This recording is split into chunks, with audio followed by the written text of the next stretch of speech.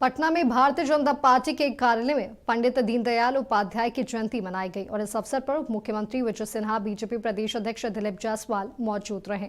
सभी लोगों ने उन्हें श्रद्धांजलि अर्पित की, उनके रास्ते पर चलने का संकल्प लिया।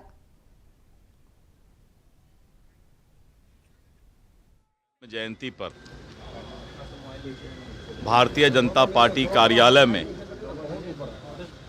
पार्टी के संस्थापक पंडित दीनदयाल उपाध्याय जी को पुष्पांजलि अर्पित किया गया, उन्हें माल्यार्पण किया गया। पंडित दीनदयाल उपाध्याय जी के विचारधारा और संस्थापक, जिन्होंने भारतीय जनता पार्टी और जनसंघ काल से ही इस विचारधारा को जन जन तक पहुंचाने का काम किया, आज उनके प्रति हम श्रद्धांजलि अर्पित करते हैं, उनको नमन करते हैं। कार्यकर्ता रोटी की व्यवस्था करके राजनीति करने का संकल्प इनसे सीखा है और सुशासन स्थापित करने का मंत्र इन्होंने दिया है।